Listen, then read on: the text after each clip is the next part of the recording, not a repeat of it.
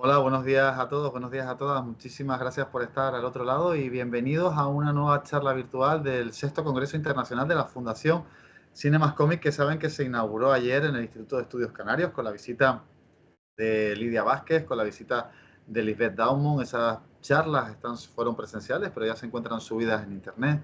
Una charla de Lidia Vázquez sobre Doña Urraca, una conferencia, mejor dicho, de Lidia Vázquez sobre Doña Urraca, una conferencia de Lisbeth Daumont sobre la revista Crónicas La Laguna, que contó además con la presencia y la participación de 4 autores que están dentro de esa revista que reivindica el patrimonio de la ciudad, de la única ciudad patrimonio de la humanidad que tenemos en Canarias, que es La Laguna.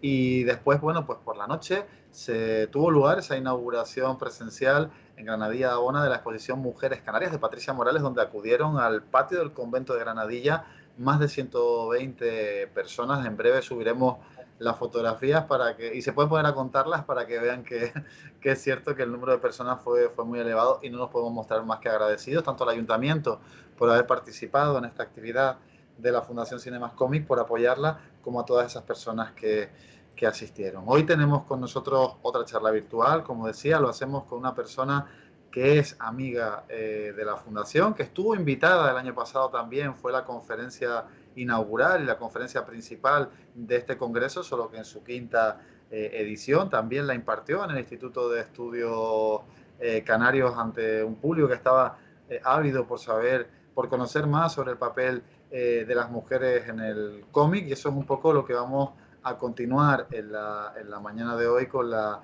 intervención de Marika Vila. Yo creo que todos conocen a Marika hace relativamente poco, la tuvimos por Tenerife en ese congreso, esas jornadas, mejor dicho, de cómic y feminismo que se llevaron a cabo en Caja Canarias, donde pasaron otras autoras, otros autores, pero ella estuvo en esa primera mesa debatiendo con el resto de personas, compartiendo con nosotros su conocimiento, porque además de haber sido editora, además de haber sido autora, además de haber sido pues diría yo que uno de los referentes de la lucha de la visibilización de la mujer dentro de una profesión que lamentablemente está tradicionalmente masculinizada en España, que es el mundo del cómic. Ella, además de todo eso, pues también es docente, es divulgadora y saca tiempo. Yo no sé cómo lo hace, yo creo que nos lo contará a lo largo de la mañana de hoy, porque es un lujo tenerla, porque sé que está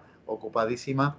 Es docente y divulgadora de temas que tienen que ver con estos asuntos que nos gustan, que son el cómic, que son los tebeos, que es la ciencia ficción, que es el mundo pues también de la fantasía y de la evasión, que muchas veces es importante remarcarlo.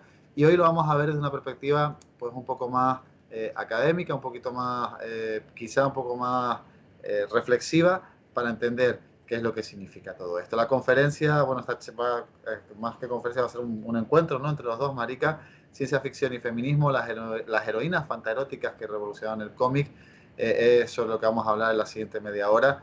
Y Marika, no puedo más que estar agradecido, lo decía al principio, espero que la presentación te haya hecho justicia, porque sé que estás a tope, estás súper solicitada en un montón de sitios, se te rifan para poder participar, para poder tener el lujo de que estés allí con diferentes personas, y para nosotros es un enorme placer que vayas a compartir este ratito con nosotros, así que bienvenida. De fondo tienes el escenario de la Fundación Cinemas Comic, que sabes que es tu casa, pero bienvenida a este espacio virtual, que también es una extensión pues de tu hogar y siempre va a estar abierto cuando quieras venir, Marika. Exactamente, me siento en mi casa con vosotros y por eso siempre que me llaméis intento venir porque me siento muy a gusto y muy bien tratada. Por lo tanto, sois mis amigos, mis colegas y estoy súper a gusto. O sea que nada, vengo encantadísima. Sí que estoy súper liada. El sacar el libro, el desocupar el cuerpo, me ha llevado a muchas presentaciones, el premio en el salón ha sido otro acelere, pero buenos aceleres, ¿no? O sea, son motivos de alegría y de honda satisfacción, como diría el que se fue a Dubái. Pero sin su corrupción, digamos, absolutamente motivos de satisfacción por trabajo, por un exactamente. gran trabajo y un enorme trabajo de toda la vida que llevo haciendo. Así Marica, que pues ya espero. solo te queda dar el mensaje de Navidad, como el emérito. No, no quiero, no quiero. No, no. Ha sido la gracia de la honda satisfacción, pero no quiero ni recordarlo. Simplemente no, no, simplemente, decir eso, que sí, que estoy muy ocupada, pero muy feliz de que todo el trabajo vaya haciéndose visible y vaya al mismo tiempo y a través de mí haciendo visibles a otras mujeres. O sea que estoy muy contenta con todo eso. Y nada, Pero, Marica, una pregunta antes de comenzar de hablar de dime. las heroínas fantaróticas. Acabas de nombrar, perdona que no lo dije en la introducción, has Sí, sí, ganado, has sido reconocida con un premio en el último Salón del Cómic de Barcelona. sí. Y en este caso hay gente que a veces recibe los premios y dice, oye, pues para mí el premio, no voy a nombrar a ninguna persona que lo haya dicho, pero es un lastre porque no me representa nada. En tu caso estás diciendo que el premio No, no, para mí ha sí. agitado las aguas, A ¿no? mí mira, yo todos los en los últimos 5 años estoy recibiendo un montón de premios. Creo que he recibido 10. Eh, mm, de distintos salones del cómic, de los compañeros, de las compañeras. Entonces, para mí los premios son una felicidad porque representa un apoyo de la profesión, un apoyo de los compañeros, un apoyo de las compañeras y luego un apoyo de la gente, de mi gente del cómic, de la gente además, de la gente joven, de la gente de hoy, por lo tanto, y que ha hecho el esfuerzo de conocerme para poderme premiar. O sea, si me premian es que me han llegado a conocer y eso quiere decir que han visto no solo mi trabajo recuperado, sino que se han preocupado por recuperar más y por apreciar mi trayectoria. Por lo tanto, yo lo único que tengo es agradecimiento a los premios. En concreto, el del Gran Salón del Cómic Barcelona ha sido como un broche, porque claro, el Salón del Cómic de Barcelona mi primer activismo fue montar el Salón del Cómic de Barcelona, es decir, participar con los grupos de dibujantes de mi generación que montamos ese salón, con todos los grandes deseos de potenciar el cómic y de recuperar el cómic de autor que la dictadura había eliminado. Por lo tanto, Se cierra un muchísimos años círculo. después, 42 salones después, y además, no solo 42 salones después, sino 42 salones en los que la mayoría han sido premiados hombres y que solamente 4 mujeres habían sido premiadas hasta ahora, conmigo, yo soy la quinta. eh, es un honor y una alegría ver que se abre el camino como toda mi lucha es visibilizar a las mujeres, pues mm, me parece, y no solo visibilizar a las mujeres, sino abrir el discurso del cómic Sí. a- al discurso femenino, o sea, que sea modificado por todo lo que estamos aportando las mujeres, pues para mí es un gran, un gran placer, un gran honor haberlo recibido. Y además Marica, fue una gran sorpresa porque me llevaron absolutamente engañada y monté el número de las lágrimas, pero sin querer, o sea, porque no podía ni hablar de la emoción que me dio. Así que imagínate. a mí lo que más me pesa es no haber podido estar en ese momento contigo, pero te aseguro que la alegría es inmensa y el premio a mí no me cabe duda que es más que merecido, Marica, y creo, como tú señalas, que cierra un círculo. Marica, si quieres comenzamos. Las Comenzamos ya, heroínas sí, sí, sí, claro, claro. fantaheroicas. ¿Qué es una heroína Fantaeróticas, fantaheroica? fantaeróticas. Las heroínas fantaeróticas son las heroínas, bueno, se llama heroínas fantaeróticas a un cambio estructural de estereotipo que ocurre a finales de los años 60, a mediados, no finales, no, mediados de los años 60, Sí. y es un proceso que se relaciona con el cómic, con el surgimiento o el crecimiento y expansión del cómic europeo de autor enfrente del americano. No es que sea enfrente, pero quiero decir, si el cómic como objeto de consumo y como objeto, como elemento popular de la cultura popular, tenía ya un gran éxito, pero en los años 60 la intelectualidad descubre el cómic, o sea, desde Warhol a Lichtenstein, Humberto Eco, Roland Barthes, etcétera, redescubren el cómic y el cómic europeo lo toma desde como elemento artístico, lo empieza a recuperar todo en la cultura popular, pero con visión crítica, desde la semiótica.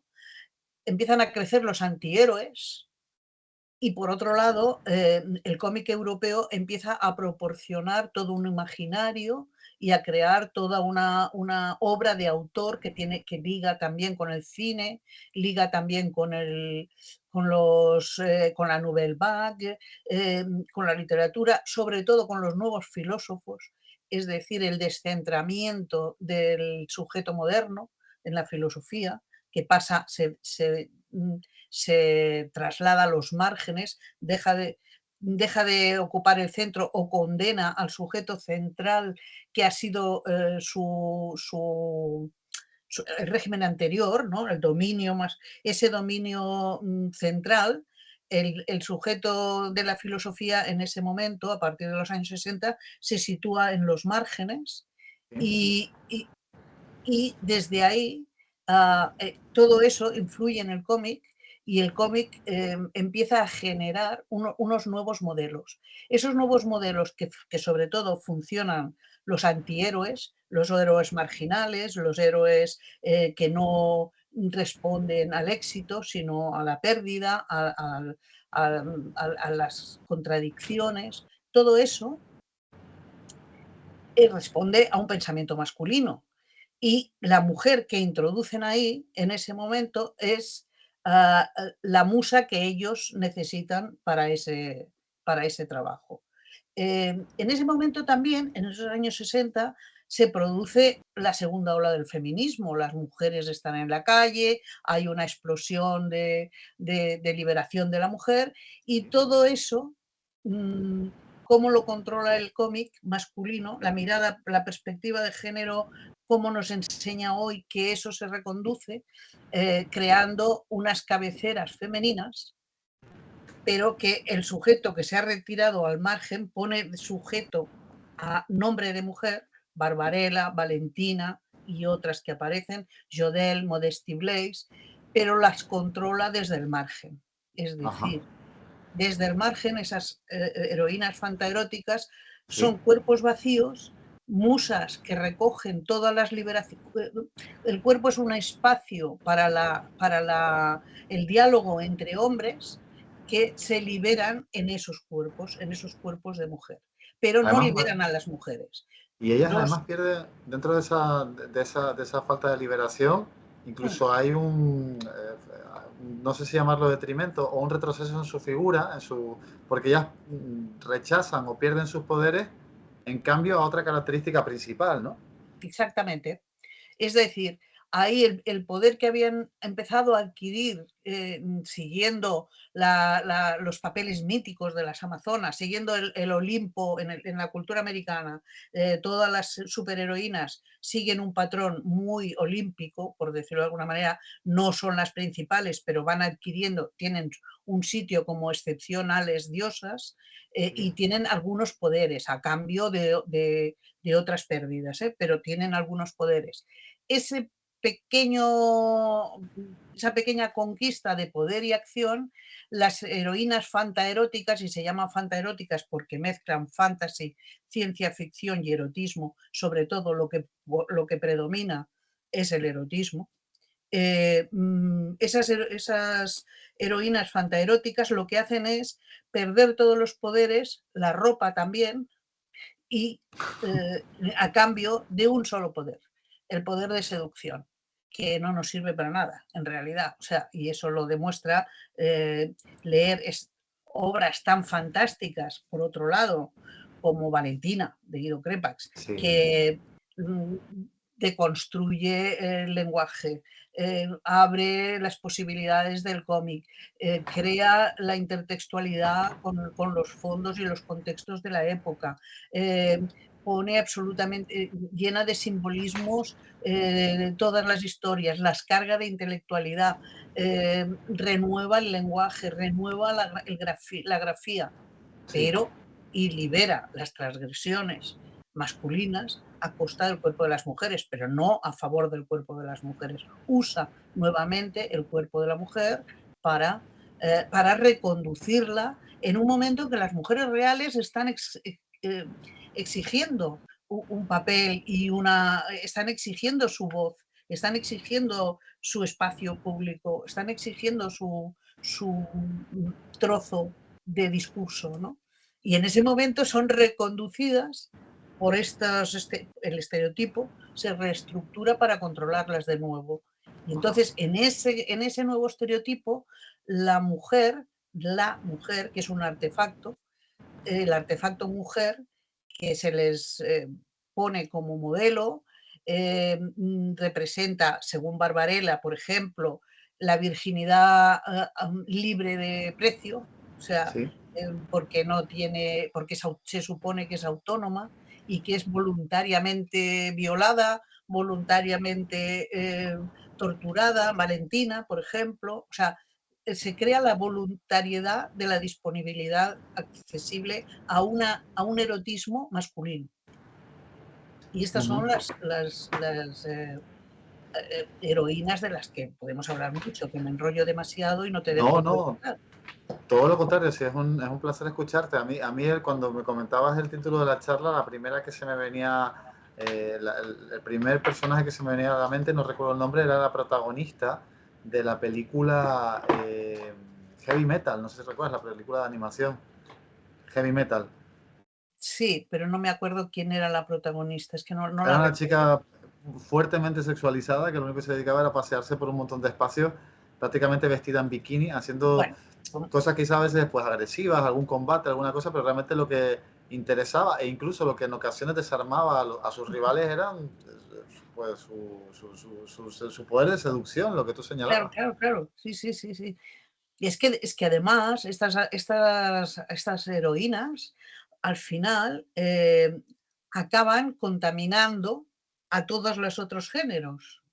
Y las superheroínas aún se hipererotizan más, las protagonistas de cualquier tipo de género, ya no de ciencia ficción, sino de lo que sea, exigen, o sea, el cómic de final Sí, de siglo exige esos cuerpos, ya sean esos cuerpos y ese erotismo continuamente brindados, la época del destape, o sea, ese ya el cine y el cómic requieren imprescindiblemente esa accesibilidad de esa exposición, porque claro, esto también son heroínas que aunque en teoría son activas, la mayor parte de su aparición es expositiva, o sea, son expuestas, se exponen, es la que es mirada, se recupera un arquetipo que ya estaba pasado, se vuelve a sí. recuperar porque vuelve a ser el que decide el nombre de las cosas y la que es para ser mirada, ¿no? Marica también nos deja a los hombres en mal lugar, ¿no? El papel el rol que adoptan los hombres que se enfrentan a este papel que tuvo en muchas ocasiones, ahora también lo has dicho, ¿no? Que señalas que es de falso protagonista, porque realmente ellas se mueven por el territorio masculino, es también un papel cuestionable, porque quizás reducen al común de los hombres a lo más primario, a los deseos más primarios, a un sentido bobalicón de entender la masculinidad. No sé si Bueno, estás de pero acuerdo con esta fíjate, afirmación. fíjate que en este momento, o sea, por ejemplo, Valentina o Barbarella está siendo reivindicada y se vuelve a reivindicar y la han vuelto a publicar y se vuelve a reivindicar desde la intelectualidad, desde alguna intelectualidad ahora, pero en su momento de toda la intelectualidad, digamos, se reivindican precisamente como, por ejemplo, Valentina viene justificada por todo el contexto que tiene detrás. Tú vas Sí, viendo la historia de Valentina y detrás aparece Marx, aparece Kandinsky, cuadros de Kandinsky, aparece todo el contexto de la época, toda la sociedad, todas sí. las discusiones de los debates filosóficos van apareciendo por detrás. Claro que ella es la excusa, ella no participa de nada de todo eso. Ella solo expone su cuerpo y solo recoge los traumas de los cerebros masculinos, pero los cerebros masculinos se sientan justificados al leer ese cómic, no como erótico, sino como intelectual, porque está justificado por toda una, por todo un contexto. Pero Barbarella, por ejemplo, que no es el intelectual, sino es el popular, también tiene un tinte intelectual, pero más popular. eh, mm, viene vestida por Roger Vadim, que coge la película y explota y pone, ya marca también un tipo de masculinidad, cuando primero va a ser Brigitte Bardot, la que va a representar Barbarella, pero como se separan, luego es Jane Fonda, que es su segunda mujer, la que llega a ser Barbarella. En la publicidad de la película vemos a Roger Vadim rompiéndole el vestido para que se vea más el cuerpo cuando están probándose los vestidos de Barbarella, a la publicidad muestra a Roger Vadim enseñando más parte del cuerpo de Barbarella rompiéndola, y luego en el descanso del rodaje vemos a Roger Vadim, al hijo de Barbarella, o sea, de Jane Fonda y Roger Vadim, comiendo, y Barbarella, vestida de Barbarella, sirviéndoles la comida. O sea, Una forma cosa que es parte de completamente la absurda, sí. publicidad. Vas a Sí, creer que sí. eres liberada, pero no te salgas de tu papel. Lo que Claro. añades es que has de estar a la disposición de todo el mundo, ¿no? Entonces, pues sí, pero este tipo de masculinidad en ese momento justificaba este tipo de relación con las mujeres. De hecho, la, la reivindicaba como modernidad y como liberalidad. Confundía libertad con liberalidad y reivindicaba ese tipo de relación con las mujeres. Toda la época del destape pasa lo mismo, es decir, cuando se utiliza la política sobre el cuerpo de las mujeres. Por ejemplo, en el Papus o en Por Favor, o en estas revistas, o en el Jueves, cuando se dice, se pone una mujer desnuda como la democracia, y dice a la democracia le han dado por detrás, y se ve el señor típico, y me parece que es uno de los dos, detrás como tirándose a la democracia, o se le ven las tetas, o tiene el tomate, o todo ese tipo depende, unos más groseros y otros más intelectuales, pero todos utilizando siempre, o sea, dirigidos a todo tipo de públicos, a un tipo de público más popular, las corderas, ¿no? Donde vas Cordera, por ejemplo, del Oscar, o las élites con Valentina, que es alguien sofisticado, alguien andrógino, pero que igualmente sirve para lo mismo. Entonces, todo esto, por un lado, tiene para mí, bajo mi punto de vista, eh, es fruto de la época también, o sea, no hay que dejarlo, aunque, digamos, yo he vivido esa época y yo he dicho lo mismo que digo ahora en esa época. Lo que pasa es que sin academia, ahora lo digo con análisis académico, pero yo intuitivamente ya lo viví así. Nos estáis quitando la palabra, o sea, nos estáis imponiendo, cambiando un estereotipo por otro, pero no nos liberáis a nosotras, os estáis liberando vosotros, ¿no? O sea, Claro. la masculinidad también necesita liberarse de esa carga traumática y de esa carga opresiva, ¿no? Entonces, por un lado, todos estos autores, desde Crepax a Hugo Pratt, a Moebius, a maravillosos a los que yo admiro profundamente, a todos, y de algunos soy amiga, entrañable, como Enric Sio he sido, o de otros, eh, estaban exponiendo sus traumas, lo cual está bien, porque el cómic es para transmitir y todo lo que te tengas que liberar. Lo que ha faltado es el contexto que diga que a las mujeres no nos ha liberado y el contexto Claro. que dejara liberar a las mujeres. O sea, es decir, que hubiera el discurso de las mujeres en paralelo. El otro lado de la cama tenía que hablar. Y ese otro lado de la cama empezaba a hablar en ese momento, pero es ahora cuando se empieza a escuchar. Ujú, ujú. Bueno, al fin y al cabo, las conclusiones que sacamos es que no se produce realmente un ejercicio de liberación de la mujer, Absoluto. marica, sino que un poco se continúa, es una extensión de esos privilegios masculinos, ¿no? Como comentabas hace... Se cambia el estereotipo a medida del que sigue. El hombre ha sido históricamente el que ha dado nombre a las cosas, ¿no? Ya lo Sí. decía la Biblia. Bueno, pues sí, sigue dando nombre y diciendo, ahora el modelo de mujer es este.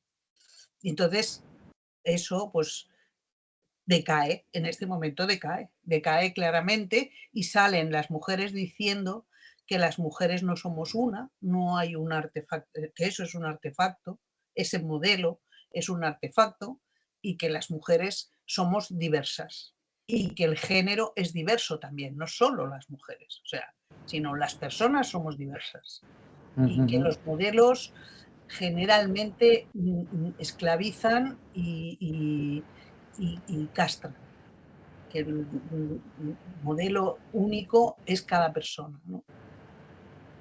Pues marica, muchísimas gracias por contarnos, por hablar sobre esta dimensión, porque a veces, hombre, te comentabas ahora que son los hombres los que les ponen nombre a las cosas, ¿no? En este caso te has encargado tú de ponerle nombre y también orden a una cosa que ha sucedido dentro del mundo del cómic, a un modelo que se ha vendido de una manera y cuando realmente lo que se ha conseguido, lo que se ha obtenido como resultado final es otra diferente, ¿no? Hacer estos ejercicios de deconstrucción de los personajes de cómic creo que es importante, más allá de para conocerlos en sus contextos y dentro de lo que sería, pues también dentro de lo que sería la rama de los estudios socioculturales, también sirven para hacer un poco de autocrítica y saber qué es a lo que estamos expuestos y que si estamos expuestos a determinados modelos que en ocasiones no los analizamos desde un punto de vista crítico, pueden influir sobre nuestra percepción de la realidad, pues llevando luego pues, a conductas o a dinámicas que no son deseables.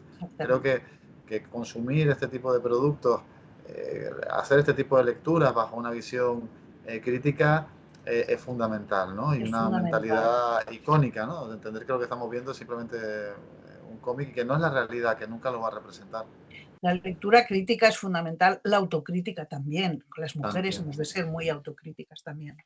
Y déjame que explique